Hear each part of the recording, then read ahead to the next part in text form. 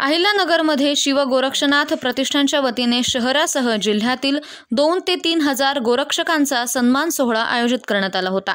या कार्यक्रमास प्रसिद्ध प्रखर हिंदुत्ववादी व्याख्यात्या हर्षा ठाकूर, आमदार संग्राम जगताप, आमदार विठ्ठलराव लंघे आणि साधू संतांची प्रमुख उपस्थिती होती। अहिल्यानगर शहरामध्ये शिव गोरक्षनाथ प्रतिष्ठानच्या वतीने गोरक्षकांचा सन्मान सोहळा कार्यक्रम आयोजित करण्यात आला होता।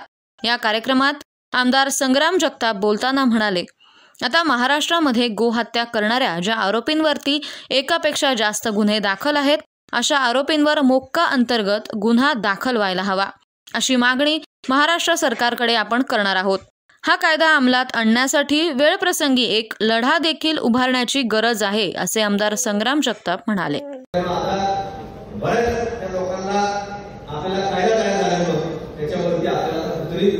चांगल्या प्रकारे एक निर्बंध आहे आणि आता त्या दिवशीच कराड्याचं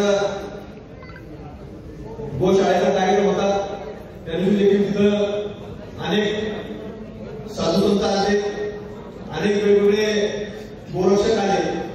त्या दिवशी देखील आम्ही भूमिका मांडली की आता आपल्याला याच्यामध्ये शासनाला पाठपुरावा करावा लागणार आहे आणि या पाठपुराव्यामध्ये ज्या व्यक्तीवरती सातत्याने जर गोहत्याचे गुन्हे दाखल होत असतील तर त्याला आता कुठेतरी महाराष्ट्रामध्ये तसा एक प्रतिबंधक करणारा कायदा आहे मोक्याच्या विरुद्ध, तर त्या व्यक्तीवरती मोका लागला पाहिजे अशी कायद्यामध्ये दुरुस्तीची मागणी देखील आपण या महाराष्ट्र सरकारने करणार आहोत आणि फक्त मागणी करून दाबायचं नाही, तर त्याच्यावरती तो कायदा दुरुस्त झाला पाहिजे आणि त्या लोकांवरती मोका लागला पाहिजे। कारण की जर काही लोक असे आहेत की ते व्यवसाय करण्याच्या माध्यमातून करतातच, पण व्यवसायापेक्षाही काही अपराधी अशा असतात की त्यांना ते कृत्य केलं की पैशापेक्षाही त्यांना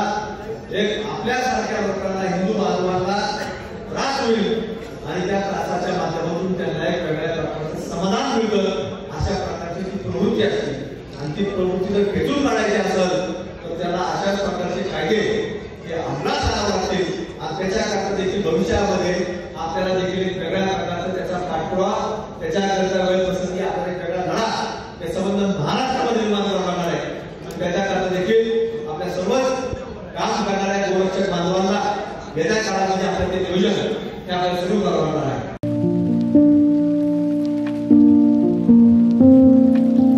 तुम्हाला जर इतरांपेक्षा वेगळं फर्निचर करायचं असेल किंवा त्यातही प्युअर सागवानीच हवं असेल तर तुम्हाला एक नाव सुचवतो। कोणतं? पित्रोडा फर्निचर, जिथं प्युअर सागवानी लाकडामध्ये देवघर, dining set, teapoy, office chair, तसंच कपाट, bed, sofa set, computer table आणि इतरही फर्निचर उपलब्ध, तसंच बजाज फायनान्स वर फर्निचर उपलब्ध। Pitroda furniture, new Tilak road, Ahmednagar.